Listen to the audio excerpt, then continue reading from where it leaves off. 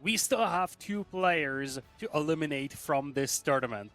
That's right, we're now looking at the lower bracket, Wham versus VortiX. They have lost their respective series in the winner's bracket, and now they will be fighting for their tournament lives. There are no second chances here, a best of 5 coming up, and we kick things off on Dry Arabia here, but Capstan, I'm super delighted to see some less conventional maps, something that we haven't yet seen today, moving out on the menu potentially. Yeah, moving's out a map that, like, I think the players, I think some of them enjoy playing. I think probably majority of them are like indifferent to dislike about it. I think as far as viewers, it always just has something exciting. As far as casting, I don't think I've had a game that I've casted of moving out that was like, that was lame. That was, you know, Yeah, let's exactly, just right? move on to the next map. It might not be the, classic competitive setting that you see, but every single game you see on Moving Out is just entertaining. It's chaotic, it's weird, and that is actually something that gives a little fun factor to it. But before we head there, we have to kick things off at Dry Arabia, Wham, with the Delhi Sultanate facing off against the French coming in from VortiX. Yeah, and here we go. First series of this losers bracket, the knockout games of the day. VortiX playing as the French in the color red, Wham playing as the Delhi in the color yellow. And let's see if these players can move on from their 0-3 series before and who will get the victory. When you look at Wham versus VortiX historically, it's kind of a coin flip series. We've seen some VortiX sweeps, we've seen some Wham sweeps, and we've seen some 3-2s, 4-3s, 3-1s. So really, when you go into the series, it's extremely difficult to predict who actually has the upper hand. Yeah, I mean, that's when you're who woke up on the right side of the bed this morning. You know, obviously, both have their own stuff.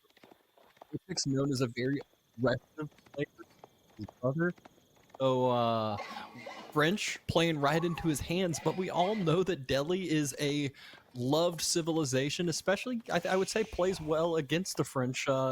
Can extend that feudal age, and it's a civ that doesn't feel bad about playing an extended feudal age, and then can go into castle with a ton of scholars and really, you know, skyrocket that tech timing. Yeah, I think if you're looking at the VortiX here, obviously, step number 1 is going to be leveraging these knights to do eco damage. Now, I wonder if VortiX is just going to go for the good old school French Knights builds, or are we still going to see him go for Pro Scouts like most other players do? On the other side, Wham does have access to the Ghazi Raiders, so once you get to mid-late Feudal Age, the Delhi starts to pick up pace, and it's going to be a difficult civilization for the French to deal with. Yeah.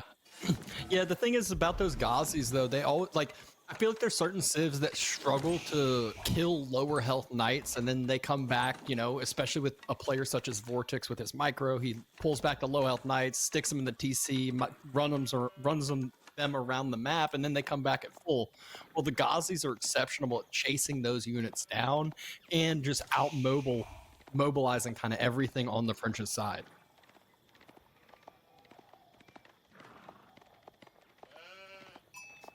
Dome of Faith versus School of Cavalry so far. So pretty standard start, but decent haul of sheep out here for Wham. I wonder how many VortiX were able to pick up. I think he already dropped his off, so that's why he's got none trailing.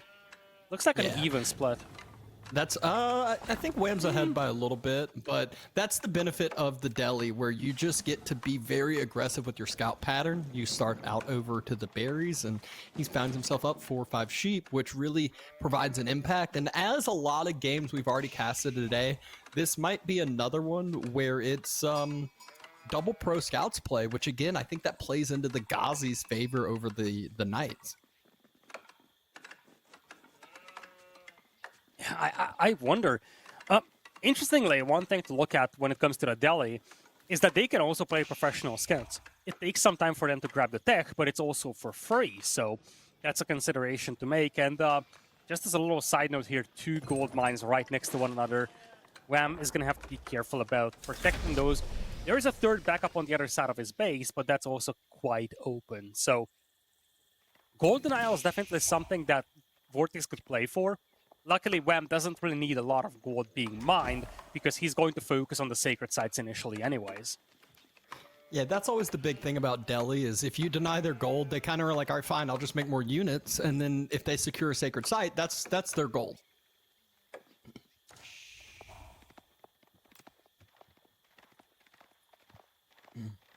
Scout still just circling. Dome of the Faith finishing on up here. We'll see all those techs get queued up for Wham.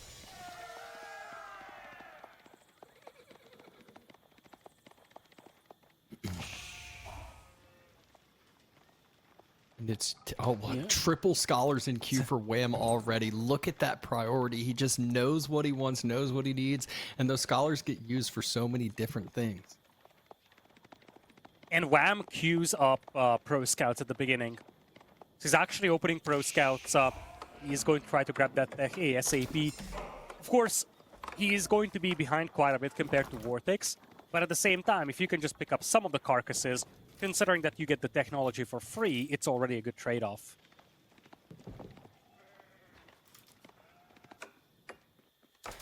And this is where that first night is so key for VortiX. Is it going to be able to find any damage? Is it going to be able to deny some of those deer bring back? As we already see him bringing back some deer himself, getting some more and more scouts into queue and pumping those numbers up.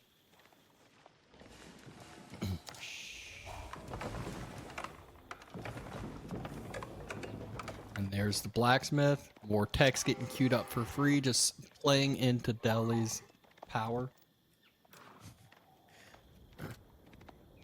Yeah, it's going to be a Spearman opening here for Wham, so he's not going to open Ghazi Raiders.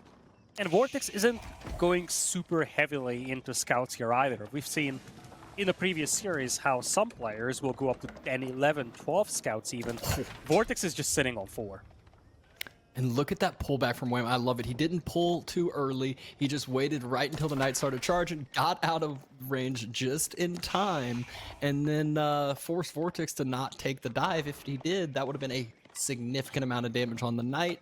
Smart oversight by VortiX and already making the 1-1-1 economy. Early game, there is this math with the French that trading a knight for a villager is actually a bad trade for the French player. So, as you said, even if you kill the villager, if you lose most of the HP on your knight, or dare I say you lose your knight, it's not a good trade for you. Oh yeah, absolutely not. That's one of the things I learned very early on casting. I was always like, why didn't that knight dive and kill the villager? It's like, because the knight is not worth a villager to lose it. It takes a while, even though like, yeah, it's like 5 minutes or so is how much the payoff is. It's like they'll be able to do a lot in the next 5 minutes. It's going to be a classic range opening here for VortiX. So good old-fashioned knight and archer setup, whereas on the other side it's going to be Ghazi Raider Spearman. This is a classic matchup between either Delhi or Abbasids facing off against French, and 9 out of 10 times it is the Horseman Spearman combination winning against knights and archers. So if you're VortiX, you probably aren't comfortable taking head-on fights. Yeah, and the hard part with the horseman spearmen is usually they're the ones that get to choose the fights. They have the mobility. The horseman can circle around the archer, so if VortiX moves too far forward, it gets real scary. But that's where the spears really can come into play, can defend up that archer mass. And Wham, he saw the last series we're cast, and he saw Louis' walls. He said, I'm going to start dropping some early walls myself and further forward.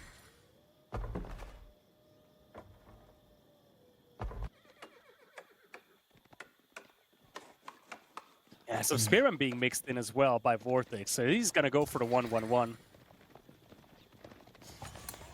1-1-1. That's like, it reminds me of the old GUA days where it was every game he was dropping that 1-1-1 military production mass.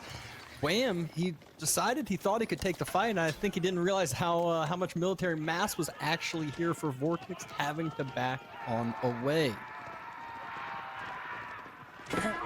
One thing that Wham needs to be careful about is that he opens Spearman and his Ghazi Raiders are lagging behind. Ooh, that's a nice stagger, brace.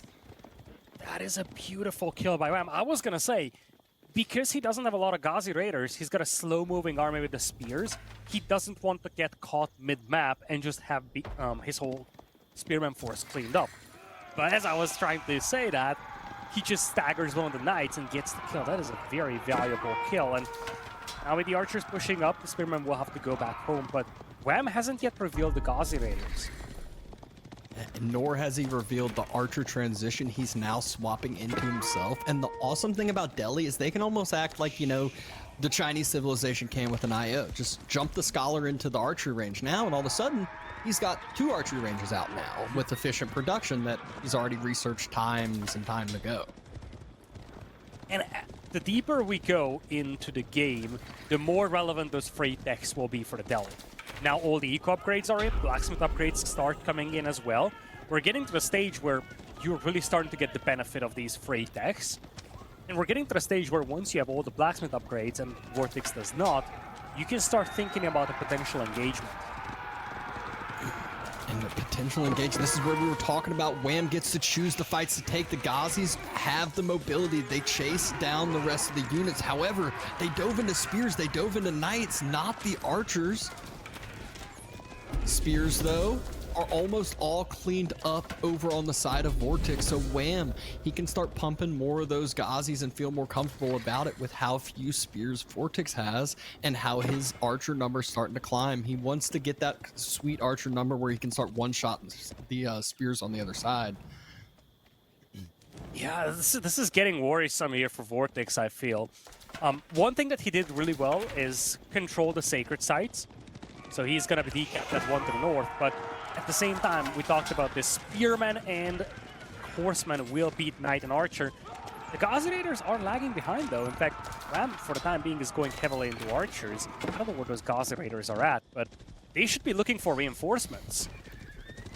Ooh, and Scholar gets taken on out.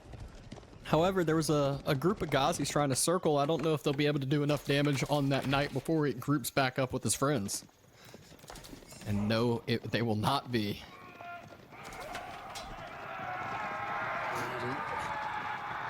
Wham needs this sacred site. This is his only source of gold as we speak, and he's actually getting some walls up on both flanks. He's starting to say, okay, we know that VortiX is very dangerous in controlling knights. He's just going to make sure that there is no easy way into his base. Yeah. All this gold income is for Wham 2 is going to be more scholars, unless he's dropping a market and starting to trade off that gold. But I'm assuming he's just going to start pumping the scholar number up. If you're able to go into castle with 10, 12 scholars, it just feels so strong. As the Delhi has a mass that has grouped together. It's getting very healthy. Ghazis are out trying to pick off reinforcements. He starts taking the fight, snipes down the spears. There's only a few spears left. He allows the knights to close the gaps. And his Ghazis still are not here and arriving yet. There's more knights and reinforcements, and Wham's army is getting pretty cleaned up over here, trying to snipe down some of the low health knights, but a huge win for VortiX. I think that Wham kind of... he must have mistook VortiX's composition for what it is. He went very heavy into archers, which sounds good, dealing with spearmen, dealing with the enemy archers, but at the end of the day, that battle was just bad as it is. The spearmen were kind of caught in the middle of things. They got sniped out and they weren't able to hold back the knights. But whichever way, I think one of the big problems for Wham was that he was committed very heavily into archers, and those just do not work against the knights.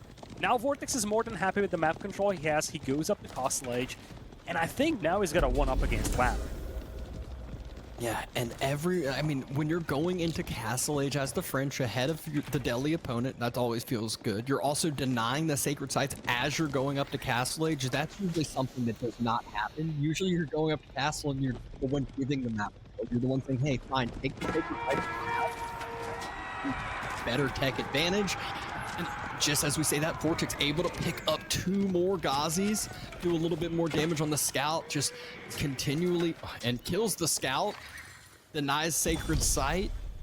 Castle Age is about to finish with even numbers, and once text comes through, this is, I don't know how Wham can deal with this amount of Castle Age veteran knights. That's the problem, right? The Gauzy Raiders do get some bonus damage against heavy units, but it's really not a lot. It's enough to make them respect you in Feudal Age, not so much in Castle. You still need the veterancy though, and this could be a nice fight here for Wham if he takes it before the upgrades come in. And the fight is indeed going down. Wham taking it, happy to take it. He just heard it. He says it's now or never. He has to, but it still looks to be a winning fight for VortiX. Veteran Royal Knights is about to finish, and once that does, they are going to be unstoppable. And it looks like a cleanup. It's going to be a cost ledge difference, and Wham just steps out of this one. VortiX opens with a 1-0 lead. VortiX lost against Marine Lord 3-0. This is the first game he wins today, and it's a much-needed one because both of these players are fighting for their tournament life. Wham lost to Beastie 3-0. Marine Lord beat VortiX 3-0 as well. One of these two players, VortiX or Wham, will not make it to tomorrow. VortiX right now up 1-0 after a quick game number 1. Yeah, and you can see the military value chart. It was in Wham's favor just by a little bit, only at 150 during that big engagement. But the problem was a good portion of his military wasn't there. None of the Ghazi Raiders were there in support, so archers were just able to run free. He overmade the archers, and the Royal Knights just didn't have anything to deal with them early on. So really good, clean game by VortiX in game number 1. A civ that definitely suits his playstyle. Now, gonna look at some of these highlights, and then we'll see what the matchup is for game 2, what the map and follow-up game is gonna be. This was that first great brace from Wham, first big pickup on the night. Yeah, in hindsight, one of the things that VortiX did that was different from the classic French build is add a couple of spearmen. So when you play standard knight and archer, as we talked about this, the Ghazi Raider or horseman spearman generally beats that composition. But if you, as the French player, mix in some spearmen, the opponent needs archers. The Delhi player needs archers because your Ghazi Raiders will get butchered by the spears.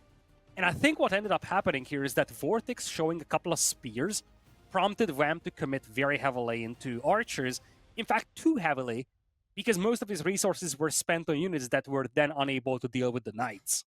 Yeah, and looking at that fight, though, if the 8 Ghazi Raiders Wham had were anywhere close, the archers couldn't sit there and free fire and snipe down the spears. They'd actually have to micro kite and get cleaned up. And that's where now we see the picture-in-picture. They were trying to kill some reinforcing units, trying to kill some of that, but ultimately fighting spears on the backside. Not a good fight. And VortiX, he hits castle here, so Wham knows he has to take it. And VortiX actually looks and he's like, this is a winning fight. Even though he castled, and by the time the fight's going to end, Knights are going to get upgraded to veteran and still have double-digit numbers. Yeah, a really nice micro in this fight by VortiX, by the way. He was prioritizing the spearmen with the archers, got rid of them as quick as possible, and from there on out, these archers will not hold the Knights back. VortiX up 1-0 here, and it was a quick battle. In fact, so far, both Wham and VortiX played quick series, 2 quick 3-0s to push them down to the lower bracket. And I don't think they had any like super long games there either. And now, Wham is going to take it into VortiX's home map, but he wants something fundamentally different. He has no desire to play on Himeyama, which is more open than Arabia. He has no desire to play on Boldland. He wants to take this to moving out and make the game chaotic. Yeah, and chaotic is how this map plays out every single time. One of the things I always am concerned about, and especially with English being on the map, is if there's a few longbows and you're able to get vision across the wood line is key when it comes to water, and you can snipe down, deny, delay so many villagers on that wood line. So that's one of the big concerns playing against the English. Well, usually you'll see multiple outposts in the wood lines, things like that, and eventually a chop through, because there are some times where this map will extend out. I still remember the game where Corvinus tried to ram rush B, and he took out 2 landmarks just to realize that B was finishing up a 3rd landmark on the outside, and he had just no way of leaving this island. I wonder how Wham is going to play this, though, because so far, this wasn't really his day. Obviously, he's not getting easy opponents, facing off against Beastie in the opening round, now getting VortiX as well, but things aren't going his way, and again, if he ends up losing this series, he is going to be out of the tournament, which would be a bit of a surprise, considering that recently he has been, delivering top 4 or even top 2 performances at times. Yeah, he's definitely been one of those dominant players in recent history, and it's one that not really living up to the gameplay. But there's a lot of game left. This is not a best of True. one. This is not a best of three. We got a best of 5 over here. This is a lot of games left for Wham. He just needs to just get that foot behind. Maybe Delhi was a throwaway sieve. You never know. I don't think True. it is, but we can throw out any excuses here we want. But moving out with this next map, he wants to get things chaotic, and chaotic is sometimes what you need to get yourself back on the level you want to be. Well, we just have a minute left to go. I think this is a good time to take a look at the brackets, though, just for a brief moment, because, again, this is not the final series of the day, VortiX versus Wham. We still have to decide about one more spot in the lower bracket semifinals. We already had the 4 opening round matches done here. We've witnessed an absolutely stunning series against Louis MT by Anatan. And now Louis MT is going to have to fight for survival against Baltoon at the bottom part of the bracket. Yeah, and the Louis MT versus Baltoon coming up next after this one. Another exciting series as, Baltoon may have gotten 3-0'd by Puppy. We casted the wild series between Anatan and Louis, but still it will be a close matchup indeed. I'm just wondering. One thing I've noticed is that in the upper bracket semifinals, we have Marine Lord's face for Anatan, so I guess he's so cool that he's in the semifinals twice. Yeah, I'm sure Anatan's probably pretty upset by that being his picture instead of his picture, but it is what it is over here. Anyway, I think we have a game ready to go, Wham versus VortiX, and it's moving out. I'm super hyped. I know some people have mixed feelings about this map, but I absolutely love it. It's pure chaos all over. VortiX with the color red, using the Order of the Dragon, and on the other side, Wham with the English in yellow. Yeah, and let's see how this craziness will end up coming to fruition. The early game, it's all about the water. We'll see some fishing boats pop up. There's not too much you can really scout as you got your little half side of your island to check on out. I mean, there's not much to scout. That is an understatement. You are just stuck in here, in this middle island, until you get a ship and start migrating out. There is no gold to mine in here, so that's something that needs to be considered. And, sometimes you see civilizations like, let's say, the Rus being here, and you just get your gold trickle and say, okay, I don't need to mine gold. But that's not the case if you're VortiX or Wham with the English and the Order of the Dragon. No, not at all. And deep sea fish on this map, I always laugh because you look and you see it and you're like, oh, is there only one deep sea fish on each spot? And you're like, no, okay, that's just kind of how it looks. There's a couple deep sea fish on each spot. You will see all of the kind of corners being expanded out to. Usually you'll see a lot of kind of chaotic attacks on every single different spot on the water. Transport ships here in a little bit, but first just booming up that eco and getting as many numbers pumped up as you can. Looks like, is VortiX going for an early wall? I think so. Yeah, that's a little wall segment right there. At least he's going to try. On the other side, yeah, both are kind of skirmishing around, but VortiX is going to get that wall going. It's literally just one segment. You kind of need that wall, because if you think about it, Wham is playing the English. When he gets up to Feudal Age, on this map, even a handful of longbows could cause a lot of headache for you. Yeah, and that's exactly right. You can circle over, but at the same time, you can always just park those longbows on the wood line as long as you can get some sort of vision. And there's a transport ship already out for VortiX now. So he's the one that's already making an expansion, already making a move out. This is cheeky. This is super cheeky. So normally, you transport villagers towards the back of your island because that's where they're the safest. Now he is moving out to this weird location here. And remember, because the enemy scouts are usually in the middle, it's not like this gets scouted immediately. So first of all, he's got that element of surprise where it's difficult to find him. But I think the bigger thing is that he will want to go for a proxy base here. I think he wants to proxy base the gold mine that Wham is going to utilize. which should be at the very back, I think.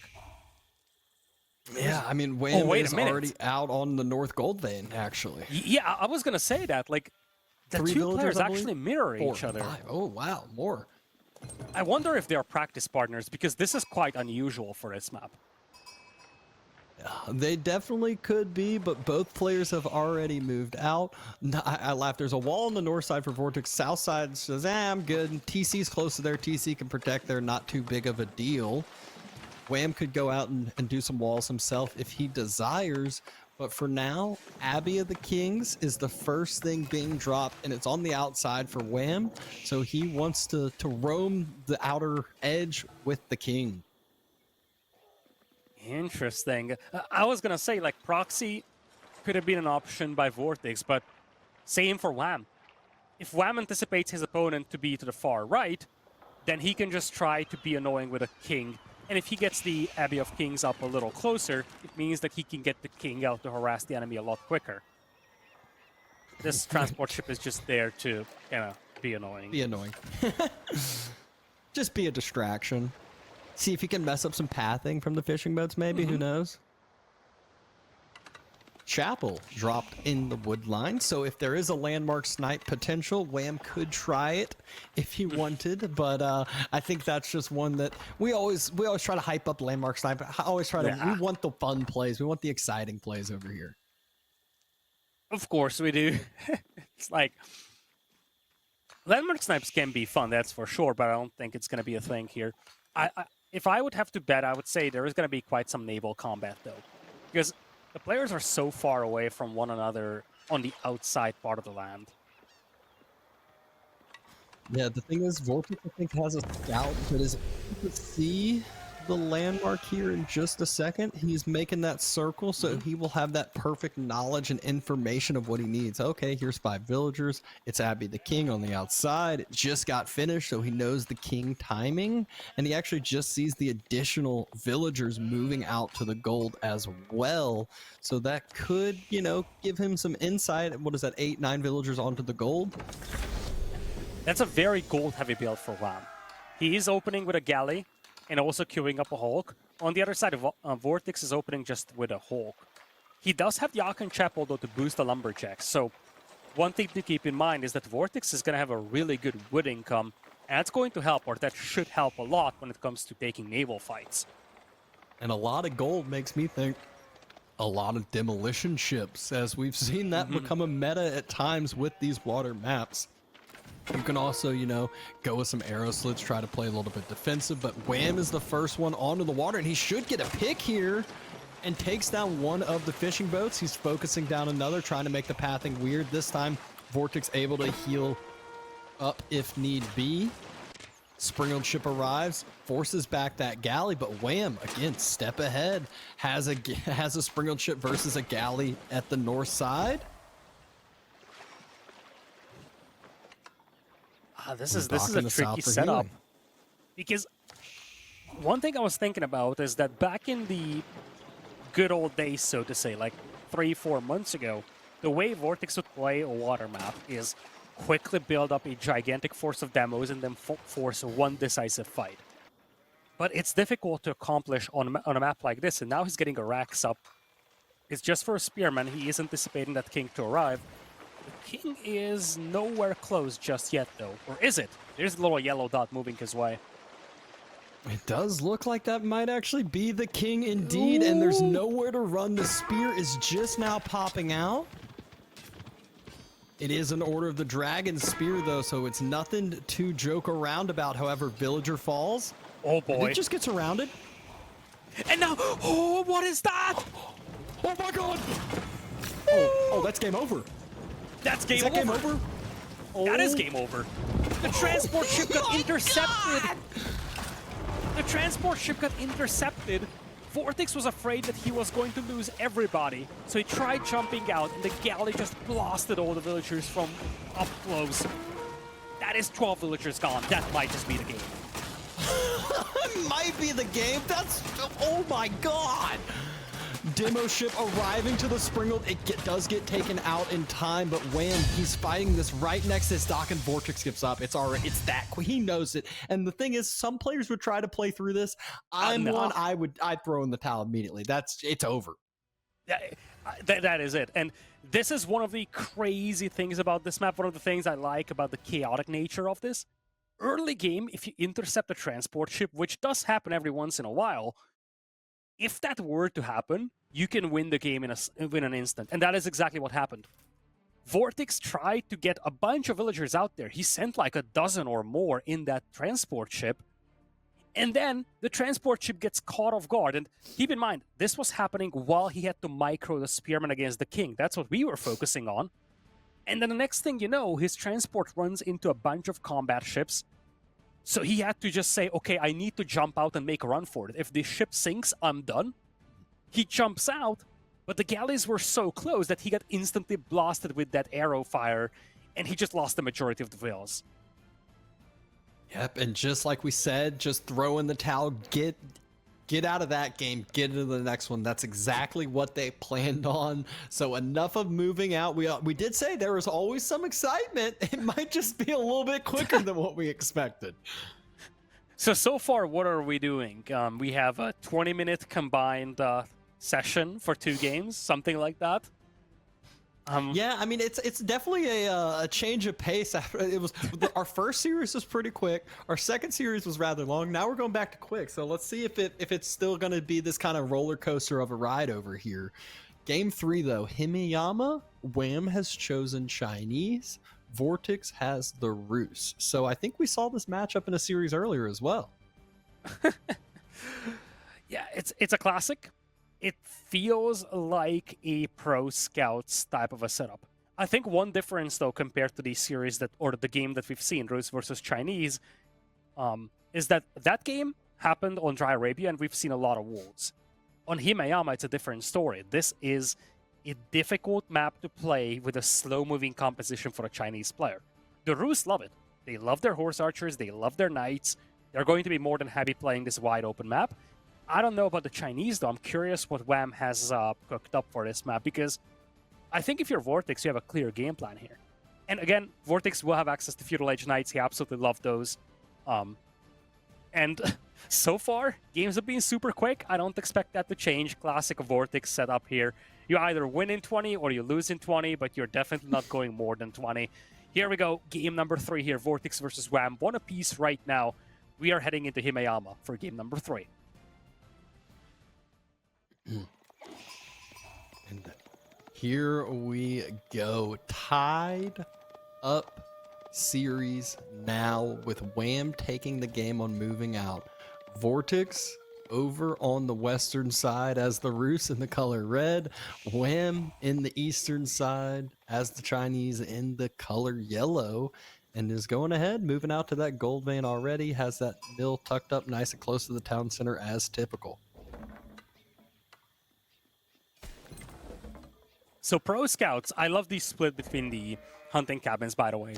Especially the one in the back. It's a very feels-good men's style hunting cabin.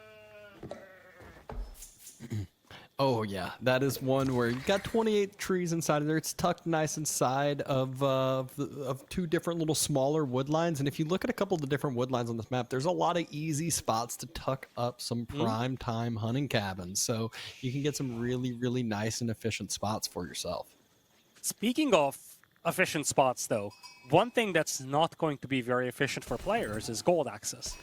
Every single gold mine on this map is wide open. Neither of the players have a well-defensible gold mine, and I think that's going to be a big factor moving forward. I think, yeah, I was supposed to say, this one highlighted, there could be a few short walls dropped from Wham, and Wham is one that he will be a player to drop some early walls, so wouldn't be too surprised to see him move out, you know, just drop a short wall on a wood line, drop a short wall on another wood line, and then all of a sudden, he's got a pretty defendable backside of his base. Feudal Age will kick in for both of these players real quick. I wonder if Wham is going to go with the Barbican. You would definitely need that for the gold mine, but he's opening Academy because he needs that extra tax. going for pro scouts is expensive on the gold department, so you do want to have that academy down as well. Yeah, Imperial Academy, like you said. We got Golden Gate, kind of the choice that we have seen become a lot more favorsome over here for the Rus. 5 villagers on top of that Golden Gate. And so let's see if VortiX is going to play this feudal age gameplay or just going to go up for a faster castle. A good old-fashioned Golden Gate built here. It reminds me of the early Rus days, really. I think after all the balance changes that the Rus underwent, we just got back to essentially what's day number 1 builds. Golden Gates, Pro Scouts, Horse Archers. I feel like I've seen this back in the good old days, I guess. Yeah, it's one that it was a meta that was loved for a while, or loved or hated, depending on which side of the spot you're on. However, VortiX is one that we know he is a player that's known to utilize micro, utilize cavalry, and Rus is a civ that is known for that as well. Whether it's the feudal age knights, whether it's the horse archers, like we mentioned as well.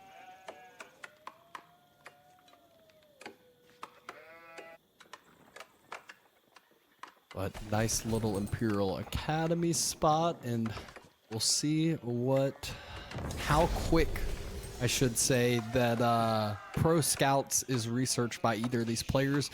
We've seen a lot of times, this is exactly what the Chinese kind of go for. It's not immediate Pro Scouts. They go for first the barracks, get a few spears out, try to deny Pro Scouts, try to grab some map control, and then you go with the stables yourself and go with your Pro Scouts.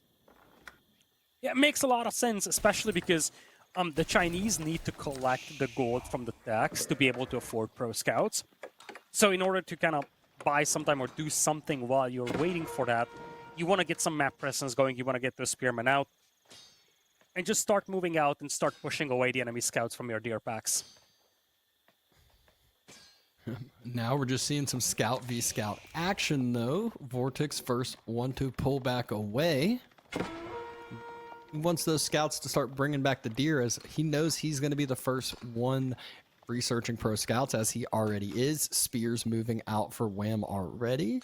So I think, I don't know what the kind of number is where he pulls the trigger. I felt like in the previous game we saw it was like 4, and then it's okay. 4 is enough spears to kind of split off into a few different deer packs, try to deny some, and then go with the stables yourself, go with Pro Scouts yourself, which he has already been researching too.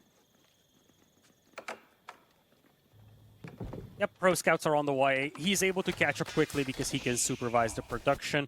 Now, VortiX is opening with a couple of spearmen himself, and I think this is where we're starting to see differences compared to the previous games that we've seen with this Civ matchup.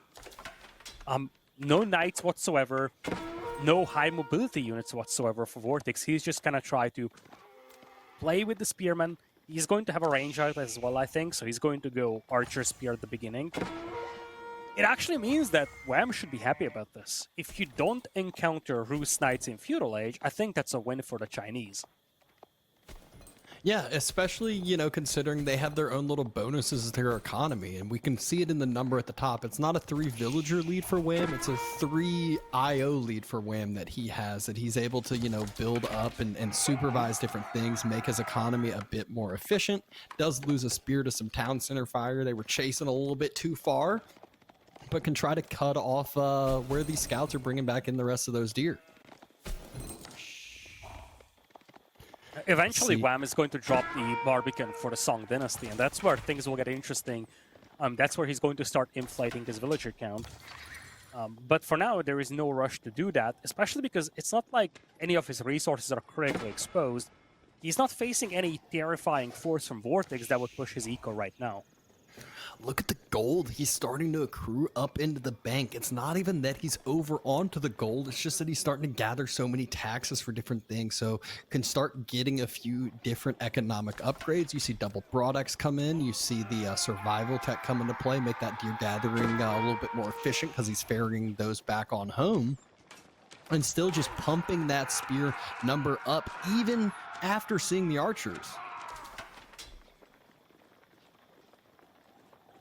And now Wham is trying to mirror that with his own archers, but thankfully for him, he's playing Chinese, so he can supervise production. It allows him to mirror what VortiX is doing even if he's playing from a catch-up position, he can just quickly supervise production and catch up in the archer numbers or whatever unit numbers, really. Another spear falls. Imperial examinations coming in, so even more tax gold gonna start flowing. But that is a lot of easy and free deer bringing home from VortiX. He's secured basically that whole northern pack. There's no contesting from Wham at all, and the whole southern pack is left as well. Yeah, it's definitely a slow opening for a game. It's a bit of a change of pace compared to what we've seen in game number 1 and 2. For now, it's just archers, by the way, from Wham. He cannot go for Chugenu just yet. Looks like he is going to click up to Song Dynasty now, however, as we have a little skirmish here. Wham is going to pull back for the time being. Yep. And VortiX's numbers starting to look pretty scary. We know that he is one to, be that aggressive player, and they're scarier than Wham's because we see it now. The Barbican's finally going down. He'll be able to kind of bolster that economy with villagers over time. Also have like a little safety net for his gold vein. VortiX does throw away a few spears, but at the same time, snags a few more of deer from Wham's deer pack, not his own this time.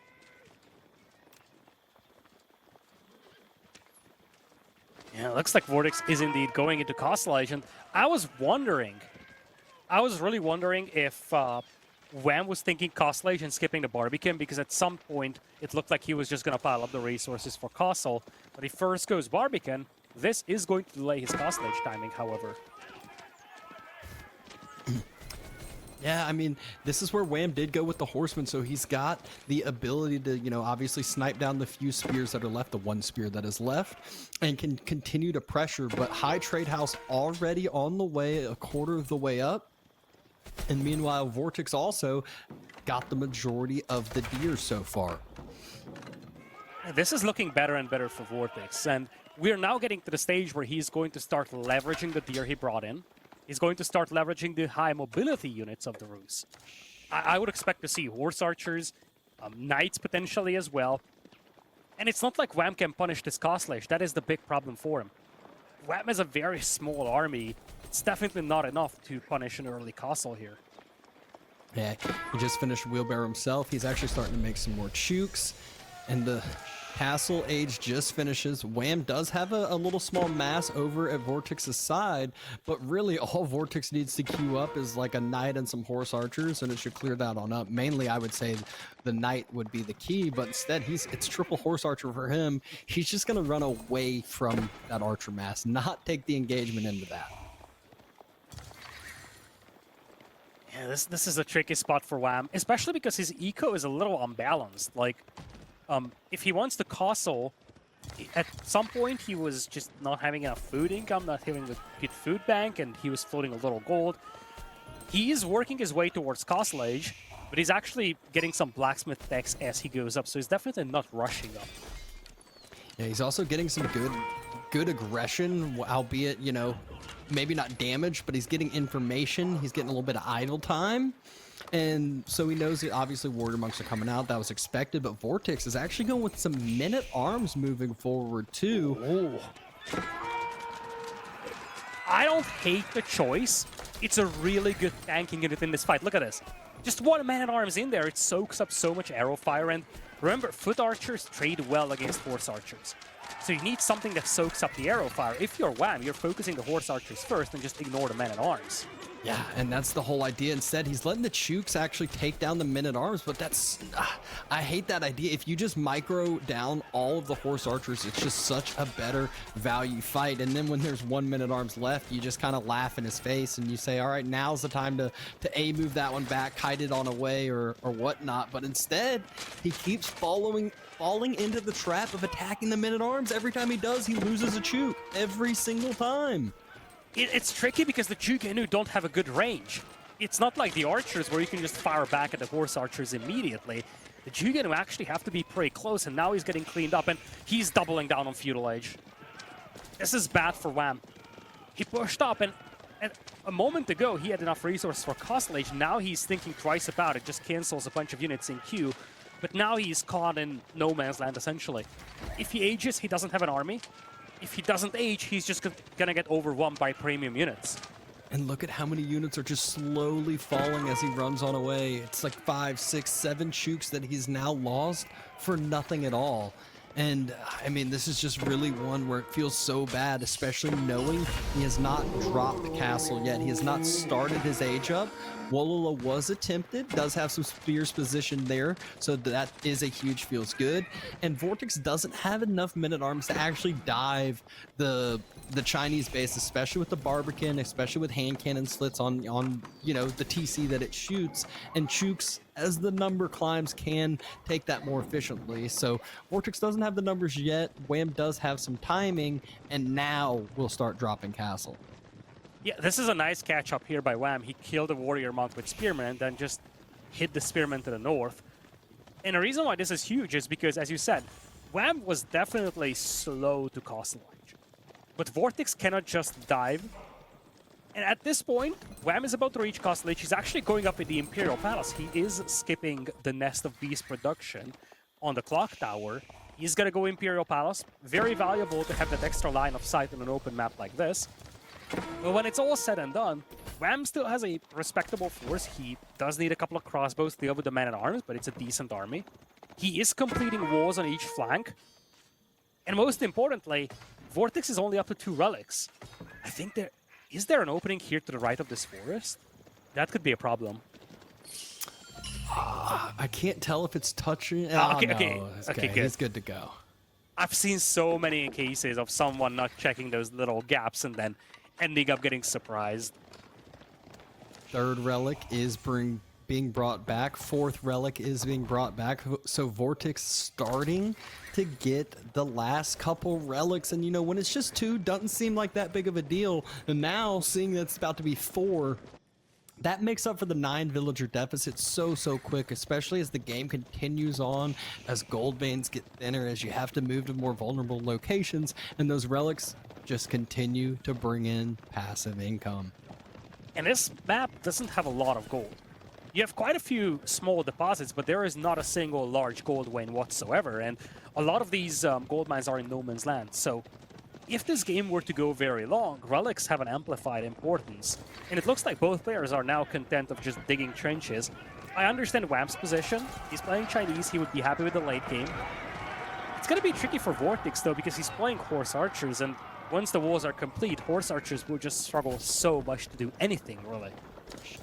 Yeah, I feel like Horse Archers are so scary at first, and even when they get into bigger numbers, and then as walls finish, it's like, okay, so what do they do now? Like, oh, now they're just archers. It's not a stand and fight unit. That's the thing. It can work as a backline unit if you have a very robust front line. But once we get to late game, they don't have crazy armor-piercing power. If your opponent starts bringing in palace guards per se, if they have, you know, hand cannoneers on the backline, hand cannoneer palace guard, for instance, that's not a composition that Horse Archers love to fight into. They're a good general-purpose unit. It's just that once the walls are complete, you kind of lose this element of mobility from them.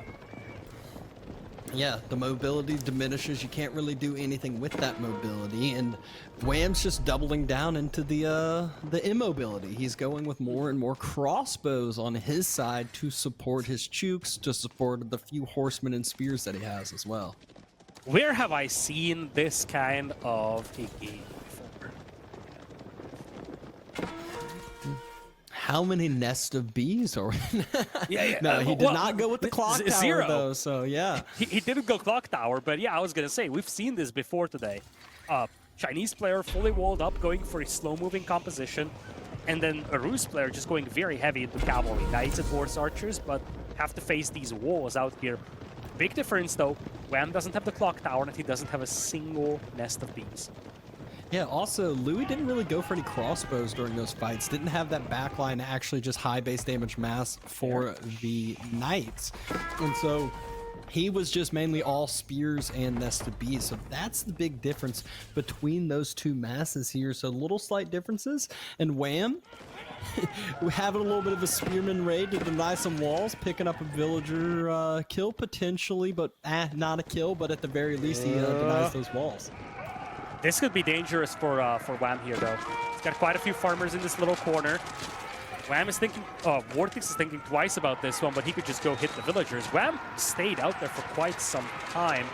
At the same time, as you said, he's got crossbows, and the crossbows are just butchering all these knights and the men-at-arms. This is not a good fight for VortiX. Yeah, just now gets the Warrior Monk attack off, so a little bit of a late buff there. Horseman able to circle around to the backside. Some of the knights trying to pull back, but Wham still has the element of reinforcements. The front line of knights are almost all gone, but it still seems like VortiX winning the fight, having enough of a mass here to take down Wham's just infantry mass. There's so many villagers out and about. This looks like a win for VortiX now.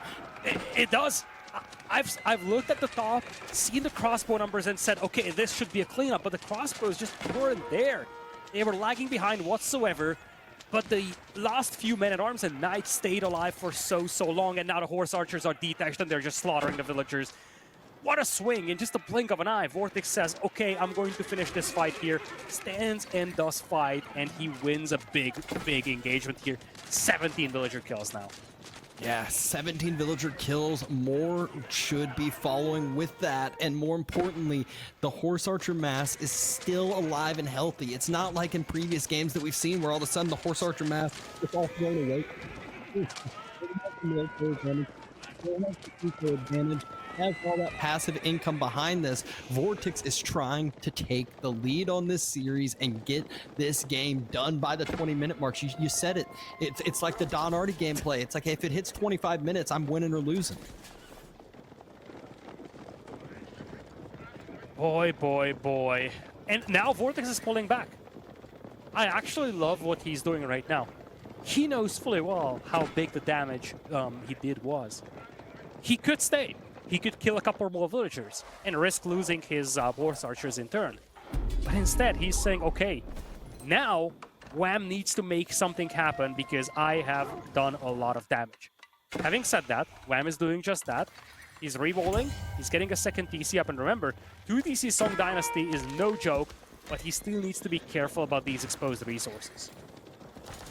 Yeah, exposed resources indeed. Having to fall back away from those front berries.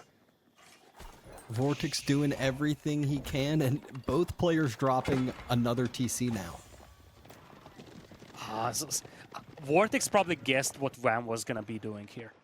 And VortiX says, okay, if you want to build a villager lead, which is kind of what Wham needs to do in this position, then I will just not let you do it. If you're sitting behind your walls, I will do that as well. VortiX is about to start the Sacred Site timer. Well, he should. I don't know if he's got a Warrior Monk moving to the north, but he definitely should capture the other Sacred Site to force his opponent's hand. Indeed, he is going to do just that. Wham's just trying to go anywhere and everywhere he can to get resources. We've seen this time and time again today from the player who's walling themselves in. They're trying to get resources from somewhere, but just military is surrounding them. And the quality of this army is not good for Wham. 11 spear, 11 crossbow, 4 Jugenu. And horse archers are good against everything in there. Horse archers don't like fighting into foot archers simply because of cost efficiency reasons. But there are basically no foot archers in here. Crossbows are perfectly fine for horse archers to fight. And now, VortiX is saying, okay, you're stuck in your base. I will try to probe your walls, and if I see an opportunity, I will dive. But I don't expect VortiX to just try and go in here.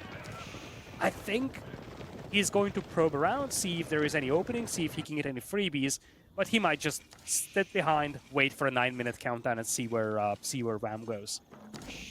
Yeah, he is kind of just...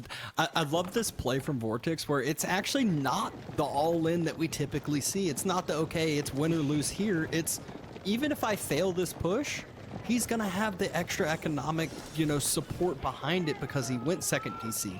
He has the relics, he has the sacred sites, and walls as well, and a third TC to follow. I think back in the old days, VortiX would have decided to dive this again and again. That was his play style. He wanted to finish games quick, very micro-heavy, very aggressive in general. I think one of the things that he improved in is that he's now understanding, okay, I still have this aggressive play style, but I need to make sure that I don't throw away games. Players are good at defending. If you keep slugging your army against enemy defenses, you might slip up and just lose the game there.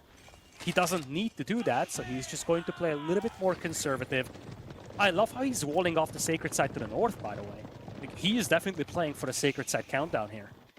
Yeah, and I love he breaks open the wall, he makes Wham react, and he only sends one knight through. He's like, look, I'll throw this guy away, but it's to get the information. Yeah, it should have been a scout probably. He doesn't have any of those, but he's like, look, I can potentially pick up a villager or two. He sees where the granaries are. He saw that, you know, it's not a full 3 granary transition boom behind this. He should be very, very happy after kind of spotting out that granary location.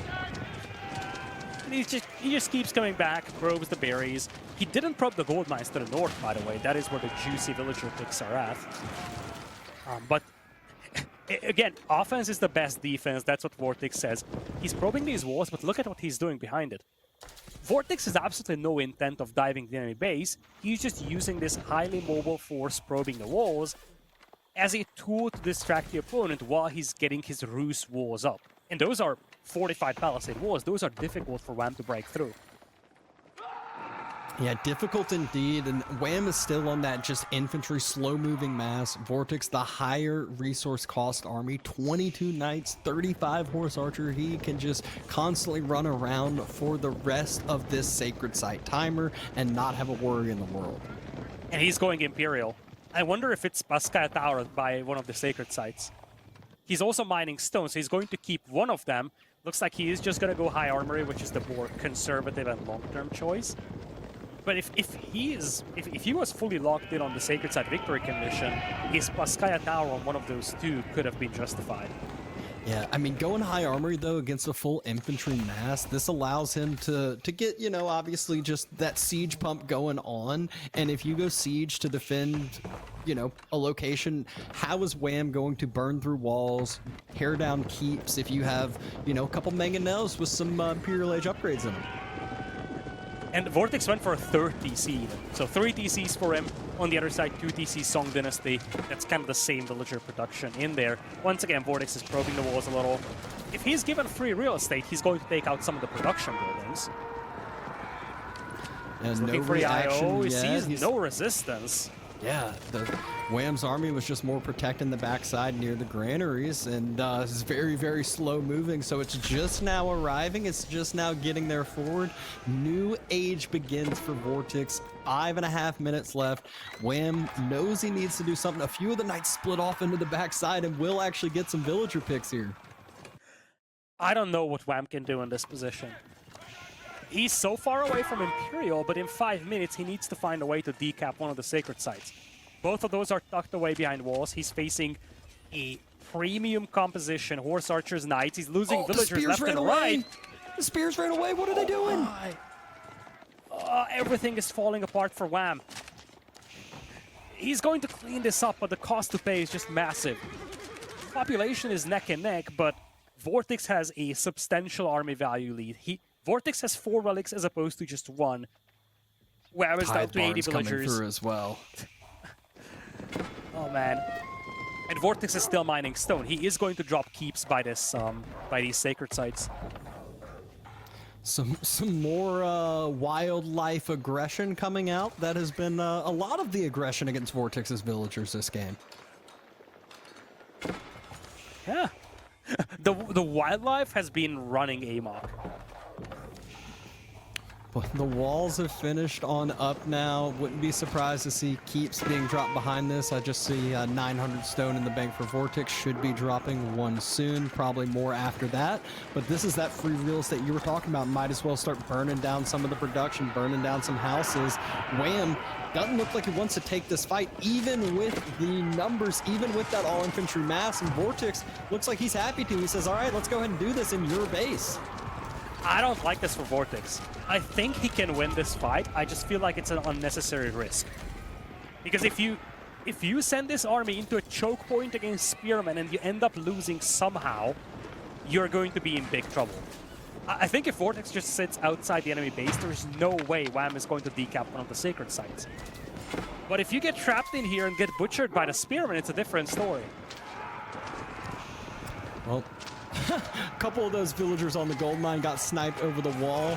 VortiX still taking the fight under the Barbican. He says, I'm fine with this. Horse archers sitting on the backside. Knights being that front line mass. They are nice and tanky, even though they are still fighting against spears and crossbows. If you split off and go onto the archers, go onto the crossbows, and VortiX, he might not have the numbers here. He might not have the best composition to fight against this, but it is still working for him. Numbers are still favoring him. Front line of spears has almost been completely diminished, and he still has a huge horse archer mass to kite back away. Nice little job by the knights to tank the crossbow, and more important, the spearman fire. Normally, you don't want your knights to tank spearman damage no matter what. But in this case, it was critical that the knights stood their ground and they were the ones getting butchered. Because if the spearmen could close distance to the horse archers in the back line, it would have been a different story. Those horse archers were stuck behind the walls, or between the walls and the Barbican. So spearmen could have actually done a lot of damage there. Nice, I guess, execution from VortiX to keep these alive. And I get the feeling that he just wanted to trade armies to make sure that Wham doesn't have a single death ball to come out of his base and decap the sacred sites with. Yeah, I mean, especially if you make that army thin and you have walls and keeps behind this, it makes it that much harder to burn through those, get through those, and Wham needs to, you know, spend his resources onto siege or onto rams that he does not have the ability to do so. It's all about massing up numbers to be able to actually take this fight, and a fight that he can't take, another fight that he's going to lose, and finally VortiX is going into some mangonels, and that's really where I think it's game over, even further than it already is. Remember, VortiX knows that Wham's eco is weaker. So he was just saying, okay, let's trade here because I have an easier time rebuilding my army than you do. Now, Spearmen this time around do jump the Horse Archers. And as you can see, Horse Archers start falling very, very quick. This is not the kind of fight that VortiX wants. But because of the Sacred Sites, this is the fight he decided to go for. Because any moment that Wham spends fighting in his own base, he's not contesting the Sacred Sites. I mean, even still at the end of that fight, there's no more spears on the front side. He's still sitting with 45 horse archers. It's still looking nice and clean for VortiX. I don't think Wham's going to even be able to break outside of those wooden walls that he has for the most part. Yeah, and even if he did, he lost all his spearmen. He's got zero torching power to get through the enemy walls. VortiX has this. He's just been depleting the enemy force, making sure that Wham cannot just go all in, pull everything against the Sacred Sites. He has an age advantage in here, and he's going to move on to match point 8. Very slow game for VortiX's standards, 30 minutes. It's actually longer than the first 2 games combined.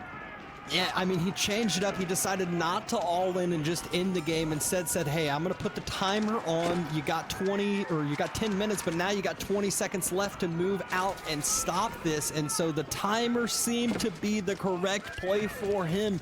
Game number 3 is going over to the hands of VortiX. Wham pulling villagers. They're tanking fire from horse archers. The second layer of walls was about to finish. And Sacred Site victory complete. So now we've seen landmark snipes, we've seen Sacred Site victory, we've seen surrenders. All we have left is wonder now, right? Yeah, I don't think we're going to see that today, though. When you look at this game, though, I think it's pretty clear that this wasn't even a Sacred Site story whatsoever. This came down to 2 things. First of all, VortiX was able to secure relics, which is always an advantage, but that raid at the 18-minute mark, just devastating for Wham. That was the one time VortiX broke into the enemy base. Initially, it looked like his crossbows, or Wham's crossbows, will just annihilate the men-at-arms and the knights, so the horse archers won't be able to stay for long. But then, the last couple of men-at-arms and knights survived long enough for the horse archers to clean up the crossbows. Horse archers started running around. They decimated Wham's eco, and then it was just a matter of time, you felt. Yeah, it was quite the game number 3 there. VortiX able to get that lead up now. He's 2-1. And, you know, obviously when you got that lead up now, this is the point where you can feel a little bit more comfortable when it comes to the civ choices. Yeah, you might not have the most comfortable civs left, but you can try to plan, you know, maybe a throwaway civ here for a better matchup next game, or just try to have an all-in strategy, try to have a little different change of pace here for the game number 4, and don't feel as much pressure on your neck as you do if you're Wham on the other side. Yeah, and I think that plays into VortiX's hand quite well because he likes to play aggressive. He likes to play quick games here. And as a consequence, he can now afford to play a little bit riskier and just say, okay, let's see if I can finish this series right here. Again, the loser of this series is eliminated from the tournament, so this could be the final game that Wham plays here in EGC Masters Winter. Yeah, and this is really where, like, that first highlight we just saw is when things kind of start to went downhill for Wham. He was stuck sniping men-at-arms down with archers, put more units into queue when he needed to just rush up to castle and probably just trade the best he could into the horse archers, into the spears on the other side. And then from there, VortiX able to dive the base. This was another big win where takes down the crossbows, takes down the mass, and then cleaned up a lot of villagers in the aftermath here, as we're seeing the horse archers split off, one on the east side, one on the north, and just villagers dying everywhere. And again, I think part of this story is relics, and I know I'm talking a lot about relics today, but there's just so much value in getting early Castle Age map control. And that's actually a good thing to see. There is an incentive for players to play for the map. There is a punishment if someone is just walled and playing super defensive. And that's what we've seen throughout this day. Players moving out on the map, securing the early relics, and then just forcing the opponent to come out of his base for resources. It's so difficult to break out of your base once you're kind of confined in there.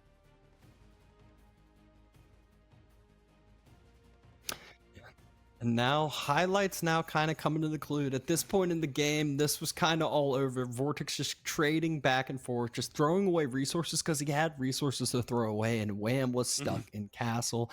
But I'm hearing from the back end, we're probably already getting Game 4 set up. We're going to see what map it is, see what civs it is in just a second, and then we'll be able to jump right into it in the near future.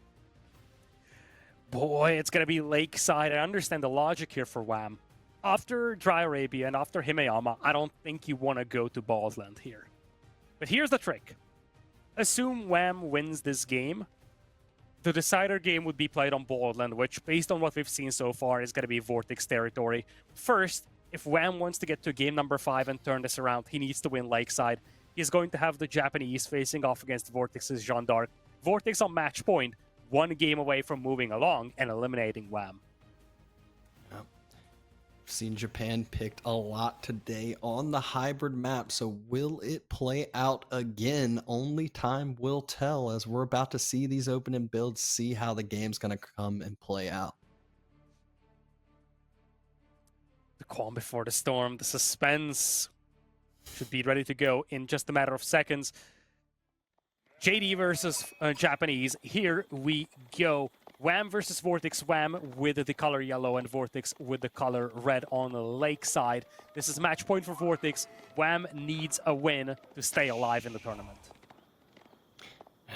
All the nerves on the line. This is one where obviously both players moving out for their single deep sea fish to start off. There is some shoreline fish, but not as big of an importance. We saw earlier today, Beastie kind of just went for 3 fishing boats or so and just straight up into castle. So will we see that same sort of gameplay? Japanese, a civ, they wouldn't complain about doing something similar, but fishing boats a little bit cheaper. However, JD, we usually know them for a civ that likes to play in feudal, likes to pump the knight number up.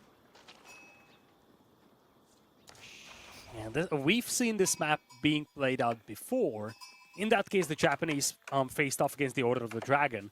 This time around, one thing that I will try to pay attention to, I think we should pay attention to it, is Jeanne d'Arc being a tool of harassment on land. The initial part of this map usually plays out on water. If you have a unit that is able to harass on land, you can throw off the water-based builds of your opponent, and that's exactly what you get with Jeanne d'Arc. You don't have to make a production building whatsoever. All you gotta do is walk over your level to Jeanne d'Arc, get the archer variant, and harass those gold miners from outside the range of that town center. Yep, exactly. But we will see if that is the choice from VortiX, Archer variant, or potentially the Melee variant. It is one that, they each have their pros and cons, that opportunity cost. Starting to move out onto the gold VortiX is now, so we'll be thinking about Feudal in the next minute or two. Yeah, I haven't seen whether it was Jean building the dock or not, but she is going to have the XP she needs to age up, or to get to level 2 by the time VortiX is up to Feudal Age. And the reason why that's critical is, again, you want to have that tool to put pressure on the opponent. Yeah, it's JD wouldn't be building that dock because that would be a lot of walking time to come all the way back to then build the gold vein and gold mine and whatnot. You want to just keep her nice and tight, and maybe building some houses next to. As you'll probably need a house now since the dock was the first one, mining camp house, things like that, and then obviously just gathering on at home. But Wham, it's not just 3 fishing boats; he's up to 4 and already going up to Feudal Age. It's the Kura Storehouse with 7 villagers. Kura Storehouse, 7 villagers. Strong commitment to rush Feudal, but he is not going to have the Shinobi. And most of the farm spots on that Kura Storehouse are blocked. So really, this is more about a wood trickle rather than the actual farms. Wham placed it such that he blocks as many farm spots as possible so that he can get that wood trickle. Yeah, it's also tucked up nice next to the wood line, saves himself that lumber camp as you always see, and there'll still be enough farms to, make him have a nice old feeling, that little bit of food income, but you don't need as many here with having the support from the fishing. He actually pulled off some of the villagers from the storehouse, so he's not going to rush it with 7 at the end, although a bit of a shuffling coming in here. He's now rushing it with 9. He still is trying to make it to Feudal Age as the first player. And on the other side, when you're Jean d'Arc, you have to consider the fact that under ideal circumstances on a normal land map, you just have Jean building the landmark and that's it, because that's how you get your XP. But here, you have a timer on you. You just gotta get the Feudal Age ASAP. Yep. 4 villagers, pulls a few more after he hears the age up come through from Wham, knows he needs that defensive ship in queue as fast as possible because he is now delayed. First boat should be, it's the galleys in queue. It should be moving out and about in just a little bit, and that's where VortiX reacts with a Springle chip immediately. And VortiX is gonna be the defender in this water engagement. Going to open with a Springald chip, so he should have that ready to go by the time the first galley arrives. I'm curious what he's going to do with Jean, though, because I think that's going to be the make or break here for VortiX. He's going to queue up a knight. This is expensive for VortiX to do. Make combat ships, make knights. That's not easy to do. Love the little body block here for Wham. He moves in so that the fishing boats cannot easily garrison. And JD's starting to move across, but the body block that you just said you love from Wham actually proves to not be a good move as the Springle chip pops out. It's able to cut off the escape and gets taken down. One big pickup for VortiX so far. And there's a demo coming in from Wham, but nothing else. VortiX has a galley already, so he can snipe that demo immediately. And now a knight is coming over. Yes, Jean d'Arc is getting over, and now it's a tower being built. VortiX is going to be late, though. Wham anticipated such a move, and now Wham has a tower himself. Yeah, and the big thing here is Wham canceled the demo and made a galley himself, which was necessary. He had to do so, and loses a fishing boat, though. It's distracted with JD on the tower. I'm not even sure if he's paying attention at all here. He's not. Has his own galley pop out, but there's a Springle chip there. There's nowhere for that to run. The fishing boats need to pop out to heal that up, but there's already a Springle chip and a galley. This is now all Wham on the back foot, and VortiX being the aggressor. The galley falls, water is lost for Wham, and the outpost looks to be going up with JD as well, with knights on the field and nothing to defend it. A tower is going up here. It's going to harass the wood line. It's going to harass the gold. And VortiX found the magical angle on that gold mine. At the same time, he's getting some more knights rolling. And just look at the position that Wham is in. He's got absolutely no army. He's trying to get naval arrow slits up with no land-based army whatsoever. Now you have the archer variant of Jean, so you can get your I guess your magic arrows to one-shot villagers, basically. Bit of a miss micro here running into the TC fire, loses a lot of HP, but still, VortiX is able to put so much pressure on the resource nodes of the opponent. Yeah, and now once that second night comes, he can constantly just dive and poke and prod at that gold vein, make Wham just be idled consistently in gold. And you could see what Wham's game plan was. He was trying. It looks like he was trying to go up to castle. He's got 600 gold in the bank already, and that's with gold being idled as well. 2 more villagers falling. Arrow slits upgrades coming on that outpost. Once arrow slits comes through, I don't know what Wham can do. Yeah, and fishing boats are being pulled by VortiX. He's not messing around. He wants those repairs there. Arrow slits are up on the dock, but they are also up on the tower.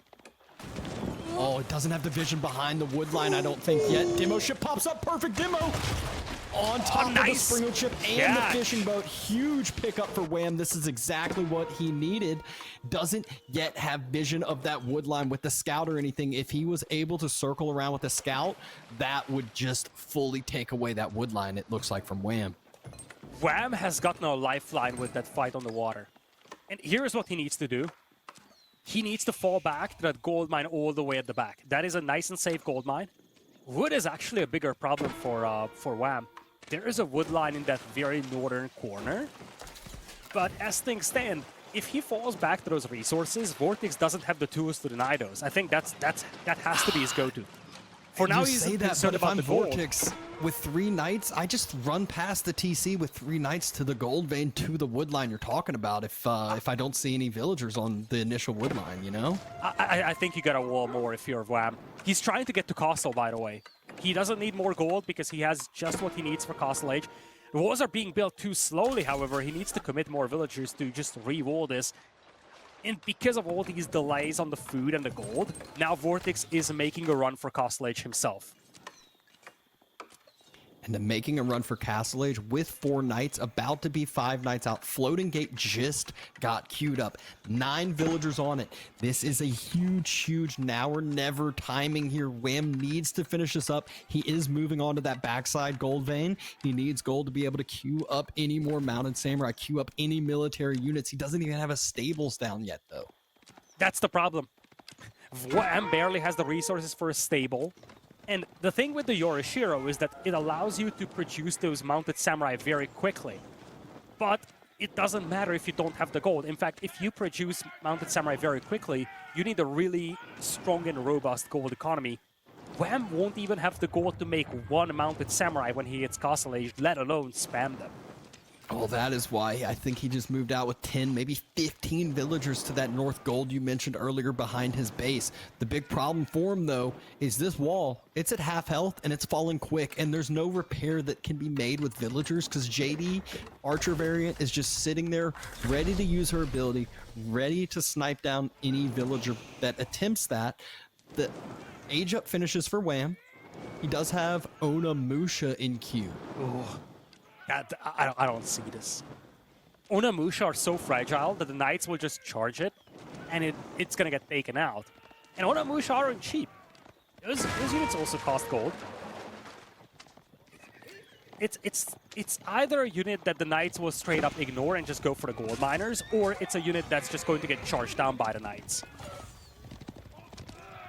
And VortiX, he decides to just charge those Onimusha just like you mentioned. 1 falls. He also splits one of the knights off to go deny the rest of the gold vein. Villagers did already escape that location. They're sitting out in the middle of nowhere, in between TC, in between the gold. Villagers can't move out to the wood line. They can't move out to anywhere, really. I love the little details that VortiX is paying attention to. As you said, detach 1 knight, probe the gold mine. Now he's going for the sacred sites with Jeanne d'Arc. He fortified the outpost. So he is not even letting Wham potentially pull villagers and destroy it while the knights are gone. I think really he's maximizing the efficiency of every single piece of unit or building whatsoever he has. Yeah, exactly. And this is one where that 1 outpost he has on Wham's side of the map has provided so much value for him. It's information, it's denial, it's damage, it's a little bit of everything. And if he can again get vision on the backside on that wood line, that front wood line essentially gets denied. I just want to highlight one little detail here real quick, because Of course, part of this equation is that this golden wood is very exposed for Wham. This map is perfectly mirrored, basically. The same golden wood setup is there for VortiX as well. So this was just more about the fact that you did have this ability with Jeanne d'Arc to really pressure early on, and that is what VortiX has been leveraging. Yeah, and I mean, that's one where that suits his gameplay. It suits his style. He wants to be the aggressor. He wants to be the one that puts his opponent on the back foot, doesn't have to react himself, but be proactive. Sacred Site Onamusha timer count is starting. building up, and fair enough, Wham is able to get back on the gold now, so he can start getting some premium units going. But things are a little dicey still, because remember, VortiX is up in Castle Age. He's getting Castle Age Knights rolling now. I don't think he has Royal Bloodlines just yet. In fact, I think he aged with the Guild Hall. So there won't be Royal Bloodlines Knights here. A little bit of more XP there for JD.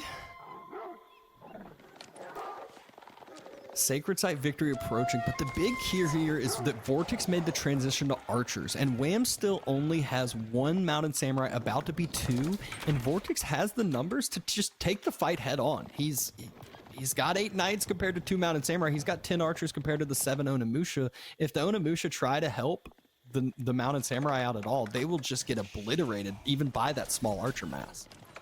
There is no front line for Wham. That's the problem. Those Onamushas have 80 baseline HP. So if you don't have Mounted Samurai to the front, you're not going to be able to stand and fight. And again, you're facing 10 Knights out there. Mounted Samurai are awesome, but you're not going to be able to win against 10 Knights. If VortiX started mixing some Arbaletria, things would get even dicier on the other side. And now, this little range that's exposed, if you take it out, you take out one of these buffed production buildings. Nice wrap. Really good wrap indeed. JD is still staying alive for the time being, and another shot comes off. Mounted Samurai number is able to build up so quick, but just not fast enough. Too many veteran Royal Knights here, too many archers here. JD still here in support, and I mean, there's so many units falling here. I was about to say it. Wouldn't be surprised to see the level 3 come off, and sure enough, level 3 JD. Men-at-Arms, her champions are the ones chosen, and VortiX is keeping up the pressure as expected. And he gets away with most of his knights. 3,000 destroyed value as opposed to 1,200. A lot of his knights were badly beaten up, and for a moment it seemed like he was going to overstay his welcome and get essentially cleaned up by the town center. At least some of the heavily damaged knights would be. But he pulled off just in time to keep all of these damaged knights alive, and now he's just waiting for the opportunity to loop back around again. I don't know why he chose the champions instead of the riders, considering Wham's whole defense was mainly the Onamusha and Mounted Samurai. The riders just kind of play very, very well into that. The Onamusha do not trade well into them at all, and they can just run away from the Mounted Samurai. They can be that perfect gold rating unit, or the unit to just dive the backline. But doesn't matter. Instead, VortiX is still just solidifying everything for himself. We've seen the relics now going his way to compound with the sacred sites. More raids, more pressure, more army. He is ready to end this game 3, or in this series 3-1. He's doing the same thing that he did in the previous game. He's being aggressive, but this is not his win condition. He's trying to win on the sacred sites. He's actually leveraging all that map control with the deer as well. But does take an engagement right here. Once again, Archer's looking to dive the Onamusha. This time around, you do have a lot more Mounted Samurai here, though. Yeah, the Mounted Samurai, though, still just not numerous enough to deal with all of this. I don't think with JD here, but sure enough, maybe not. I speak too soon. VortiX decides to start running. He's got Arbaletria coming, but those are lagging behind. And so many of those Mounted Samurai are low health, though. It looked like such a bait. Then 3 fall in the blink of an eye. The Arbs are on the way. JD still level 3, and using her ability just does so well against sniping the low health, or even not even low health, like quarter health Mounted Samurai now. Yeah, I think VortiX went a little too heavy into the archers because I think he anticipated more Onamusha. And then Wham completely stopped making Onamusha. So VortiX was left with an army of archers against Mounted Samurai. That's not going to work out. It takes quite some effort to take out this tower, by the way. I wonder if VortiX will concede this position or he's going to challenge this. Oh, I think It looks he's like he will challenge challenging it. this. He's ready to go. Knights are ready to come charge. They immediately hit one of the lower health mounted samurai, snipe that one out, and then the Arbs are here to help support in just a second. More Knights on the way. And the outpost I think he is just still wants to make staying this alive. costly. Another... JD just keeps sniping down these mounted samurais, and it's not even like they're that low of health. It's just, you know, they get so under half, and then they just die. And the crossbows will butcher them. Like, crossbows are no pushover. Jean is also there. A lot of these mounted samurai are heavily damaged. The Bannerman is still alive, though. VortiX, though, just taking this fight, kiting it out, and absolutely fine with it. Knight still alive, JD still alive, Arb Mass is still healthy, and Wham's Mounted Samurai Mass is down to 3, and we only see 1 in picture. Outpost is finally falling. The Outpost is still up from VortiX, and that wood line isn't too much of it left. There was no range defense upgrade for Wham. And I think we're now starting to see that deficit that all this pressure on the gold and the wood was caused. Desperation time. The Wham army's right needs there. He the just wood. lost the fight. You can't do this. The army's still there. He doesn't have gold. He needs to fight now or it's over. He needs that gold, but it's going to be too late, and he knows that too. Over. VortiX able to take the series, take the final game 3-1, and yeah, it might not have been the as long and as crazy of a back and forth, but still a series indeed, still some tight games. Wow, this was VortiX at its peak, and I don't know what happened against Marine Lord. I'm not surprised that Marine Lord is able to dominate series. That is something that we are used to. VortiX loses 3-0 to Marine Lord. But this VortiX we've seen in this series was one of the most powerful VortiXs I've ever seen. He is still on top of his micro. That was his staple. But I think he refined his gameplay, and he's a little bit more patient compared to what he used to be. And he's exploiting these timers so well. He knows that his opponent's on a timer for gold, the sacred sites, and he's just waiting for them to make that one critical mistake. He's just waiting for them to take a fight that's suboptimal, and we know VortiX is so good when it comes to getting the maximum out of these fights. He's just waiting for your opponent to force that fight. Yeah.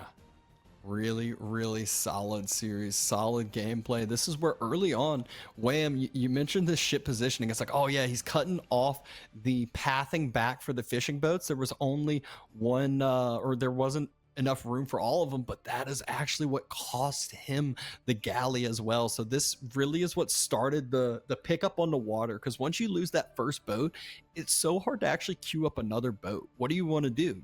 You can't queue up a demo because it gets one shot. He has to cancel the demo, queue up a galley, and then it's just he's a step behind from there. Yeah, really. At the end of the day, this tower is the one that made things happen. That tower just destroyed so many... It really took away so many opportunities from Wham. You just got denied of the wood line. You were forced to go back all the way to that other gold mine. And when that gold mine ran out, all Wham could do is just pull villagers desperately. And I highlighted this throughout the game. The fact that VortiX fortified that tower had such a big impact. It was near impossible to take it out with just, villagers or a handful of mounted samurai. If that tower isn't fortified, this is a completely different game. Yeah, I mean, that is absolutely the case. We saw where Wham did win some fights, especially there at the end with this mounted samurai mass. I think this is it right here, where there's just a bit more mounted samurai than expected. The archers, yeah, they do a great job at killing the 2 Onimusha that are left over, but that's where the rest of this mass gets cleaned up. And usually here, if the outpost isn't fortified, that outpost is gone. Wham can go quickly burn that down, pull villagers, kill it with the rest of his mounted samurai. It wasn't able to do so, and then VortiX is just able to still keep on the pressure, still keep on the aggression. And that knocks Wham out of EGC Masters Winter. VortiX lives on, and he's going to be waiting his opponent tomorrow. But before we head into the final series of the day, let's hear what VortiX has to say. Yeah, exactly. We see the finalized little maps and everything, but here is VortiX. Big congratulations, moving on, albeit in the losers bracket, but still final 6. Big congratulations. What was the kind of end all be all of the series? What do you think there? Yeah, thank you. It was really tough series. I mean, one really drafted well. I think his picks were really scary. Like when I saw the draft, I was like, man, I don't know about this. But then I think I got in control of the games very early on every game, so that was really, really chill for me. I like those games. I was about to say that is exactly what suits your gameplay. I think Lidicor said before one of the series, he's like, VortiX is like a pre-20-minute gameplay, and it's right in his wheelhouse. I'm not saying you can't play the late game, you just like the earlier game, you like the aggression, and that's where some of your picks kind of played into that as well. However, the one big loss, as obviously we got to pick on you a little bit here, was moving out, which is more of a meme map as well. What was going through your head during the gameplay there? I mean, wow, talking about this game is actually painful. So I thought he would land on the left side, and for some reason I thought it was a good idea to be close to him, which obviously isn't because he has the king, right? Like a free unit very early. But I thought my eco is gonna be better because I'm OTD, so let's just land on the bottom side close to him. I defend with one spear, and then I will push him hard on land. And yeah, it was close. You were seconds away. Yeah. So at some point, I don't know. I just brain farted, I guess, and I was like, oh, he has some ships there, but I'm sure I can cross. Probably the villagers will get there safely, and I don't know. It's one of those things that after you've done the movement, you are like, what the hell am I doing? Like, am I new to this game, or I don't know. I don't know what was going through my head. Honestly, it got me really confused. I think he sent a Hulk to the top side, so I thought maybe he would transition there with like all his ships. And when I started moving the transport ship, I didn't have vision of his ship, so I was like, or maybe I did, but I didn't realize, right? So I thought it was a clever move, but apparently it was the worst possible thing I could have come up with. Yeah, it was definitely the perfect storm that he did, because like you said, he sent a ship to the top side. He also hit with the king right as that was happening too, so it was just the perfect storm of everything together. But the good thing is you move past it. You said, all right, let's just forget about that frustrating game, and then again, just we're able to play right into your wheelhouse with the rest of the series. Going on to I always kind of like to talk about the match decider, because sometimes people are like, oh, I picked that, like BC, he was like, oh, I picked Mongols just because I was like, hey, maybe it's kind of a throwaway civ, I could get a good matchup, but it also leads maybe a game number 5 for a favorable matchup. Is that what you kind of picked, or was it one where you're like, I'm ending it in game 4 right here? So I had two options. Realistically, I could play either Ottoman or JD, and my first thought was Ottoman because I think it's probably better on that map. But then I remember that Papipo, and then I guess WAM as well, they like to play this fast arrow slit thing where they just play like 3 ships and they give up water. So I thought JD with a tower rush on his gold would be clever against that. And honestly, maybe it was, but I think if he had double tower, he would have held. But yeah, it was not like a throwaway pick. Like I kind of, because of his style, I kind of thought that it would be a good idea to just go tower rush with JD there. Yeah, and sure enough, the tower rush, you ended up getting one down. Maybe not in the first position you wanted. You started building the outpost right as his finish, and you go, oh no. But I think the spot you ended up finishing it up at might have been an even better location just because of the wood line pressure as well. So kind of maybe a blessing in disguise there for you. Yeah, for sure. Actually, I don't even know why I wanted to place it on like the bottom side at first. Like that was for sure a much better one. Oh, well, there you go. Any finalized moments you want to say before moving on to the next series, getting to watch from afar and prep for the rest of the tournament?